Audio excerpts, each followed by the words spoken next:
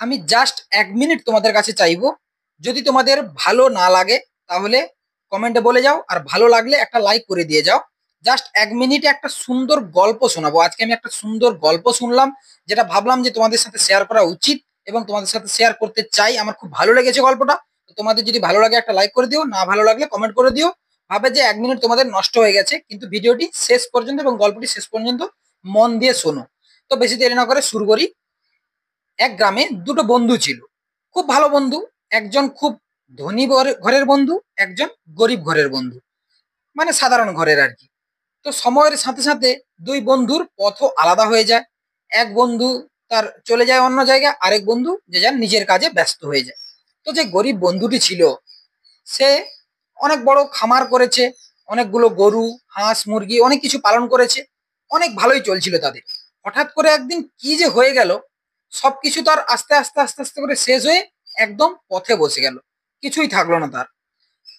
তখন সেই বন্ধুর স্ত্রী হঠাৎ তাকে বলল যে তোমার একজন ধনী ব্যক্তি বন্ধু ছিল না, তো তার কাছকে চলো না, যদি কিছু সাহায্য টাহায্য করে তো সেখানকে গিয়ে দেখি না আমরা। তো বলে সে তার সঙ্গে তো অনেকদিন যোগাযোগ নেই, তো গেলে ও কি সাহায্য করবে? বলে আমাদের তো খুব অবস্থা খারাপ, গিয়ে একবার বলি চলো না, যদি সাহায্য করে। তো কোনো কথা না ভেবে তো বন্ধু তার স্ত্রীকে নিয়ে চলে গেল ওই বন্ধুর বাড়ি। তো বন্ধুর বাড়ি বিশাল বড় বাড়ি, রাজা ছিল সেই বন্ধু।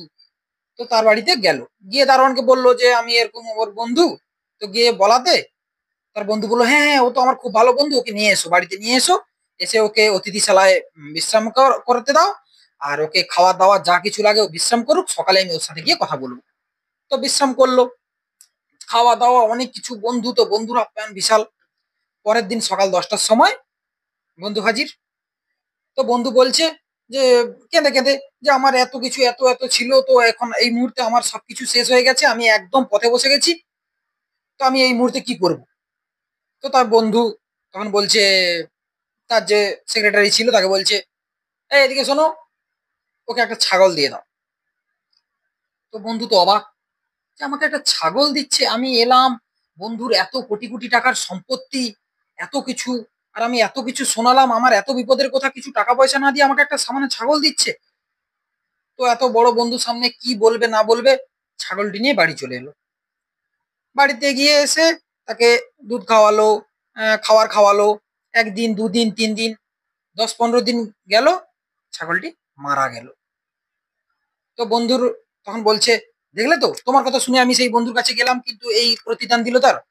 তো তার স্ত্রী বলছে ঠিক আছে বাদ দাও না, চলো না আরেকবার যাই। তো বন্ধু তো রেগে মেগে, না না আমি ওর বাড়িতে আর যাবো না, ওরকম আমাকে ছাগল আবার যদি ছাগল দিয়ে দেয়। বলে চলো না আমরা দেখি না কি হয়, আরেকবার শুনি। তো আবার একবার গেল, সেম প্রসেস।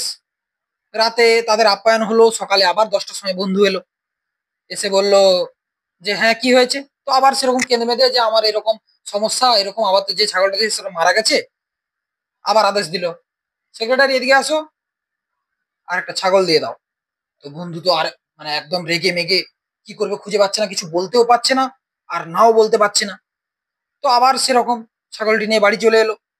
এসে তার স্ত্রীর সঙ্গে কোনো কথা নেই, রেগে মেগে আবার কয়েকদিন সেম, তাকে দুধ খাওয়ালো, এ করলো সে করলো, আবার ছাগলটি মারা গেল। তো এরপরে তো আর সে সেখানে যেতে নারাজ, যে না খেতে পায় না খেতে পাবো, কিন্তু আমি আর ওখানে যাব না। কিন্তু তার স্ত্রী, চলো না দেখি না এবারে কি বলে, এবারে গিয়ে কি দেয়, দেখা যাক না, যে তোমারই তো বন্ধু, কি করবে, 1 দিন 2 দিন গেল, আবার সেই চলে গেল। তো বুঝতেই পারছো এরপরে কি হবে। সেম, পরের দিন 10টা এলো, এসে বলল হ্যাঁ কি প্রবলেম, না এই এই প্রবলেম, আরেকটা দিয়ে দাও। বুঝতে পারলে? তো বন্ধু কিন্তু এইবারে একদম চুপচাপ ছাগলটাকে নিয়ে চুপচাপ বাড়ি চলে এলো, কোনো কথা বলেনি। ভিতরে ভিতরে ভিতরে ভিতরে রেগে যাচ্ছে যে বন্ধু আমার সাথে এরকম কেন করছে। সে নিজেও চিন্তা করতে পারছে না যে কেন তার সাথে বন্ধু এরকম করছে। তো আবার সেম, তাকে খাওয়ালো, খাওয়াতে খাওয়াতে এইবারে কিন্তু ছাগলটি আর মারা যায়নি। আস্তে আস্তে বড় হলো, তার বাচ্চা হলো, সেগুলোও বড় হলো, তাদের বাচ্চা হলো, এরকম করে করে তার একটা খামার হয়ে গেল, যেখান থেকে সে কিন্তু মোটামুটি ভালো উপার্জন করছে। তার সন্তান টন্তানকে নিয়ে সবাইকে নিয়ে খুব সুন্দর সুখে আছে। তো তার স্ত্রী বলছে, দেখো বন্ধু তো এত উপকার করলো, চলো ওকে গিয়ে ধন্যবাদ জানিয়ে আসি। তো চলে গেল, গিয়ে সেম পরের দিন 10টার সময় এলো। তো বন্ধুকে বলছি, বন্ধু তোকে অসংখ্য ধন্যবাদ এইরকম এরকম করার জন্য। তা আমি এখন খুব সুখে আছি, আমার এই সবকিছু তোর জন্য, তো অনেক অনেক ধন্যবাদ। তখন বন্ধু তার মন্ত্রীকে বলল, এই যে ওকে 100টা গরু আর 100 বিঘা জমি দিয়ে দাও। বন্ধু তখন অবাক। বন্ধু স্ত্রী বলছে, আচ্ছা যখন আমাদের প্রয়োজন ছিল এগুলো, তখন আমাদেরকে ওগুলো না দিয়ে ছাগল ধরিয়ে দিল। আজকে আমাদের সবকিছু আছে, তারপর কেন এত কিছু দিচ্ছে, ওটা তো প্রথমেও দিতে পারতো। তখন সেই বন্ধু উত্তরটা দিচ্ছে যে আমি যদি প্রথমে তোমাকে এত সব দিয়ে দিতাম না, সেগুলো মরে যেত এবং তোমরা সেই পথেই ঘুরতে। কারণ তখন তোমার সময়টা খারাপ ছিল, আর এখন তোমার সময় ফিরে এসছে। আমি তোমাদেরকে যা দেব তোমাদের তাই থাকবে। মোরাল অফ দ্য স্টোরি কি বলো দেখি তোমরা? চিন্তা করো না, যখন সময় খারাপ যাবে তখন কোনো কিছুই থাকবে না, তখন খালি মন খারাপ করে কোনো লাভ নেই যে আমার সবকিছু শেষ হয়ে গেলে। সময় একদিন আসবে, ওপরওয়ালা একজন আছে, সময় একদিন ফিরে আসবেই। সেই দিনের জন্য অপেক্ষা করতে হবে। যখন সময় খারাপ যাবে ভুলভাল ডিসিশন নিও না, ডিসিশন সঠিক সময়ের অপেক্ষা করো। এটুকুই বলার ছিল। যদি ভালো লাগে একটা লাইক করে দিও, যদি খারাপ লাগে তাহলে তোমরা যা কিছু কমেন্ট করে দিতে পারো। তো আজকের জন্য এটুকু বলার ছিল, গল্পটা খুব আমার ভালো লাগলো তাই তোমাদের সাথে শেয়ার করলাম।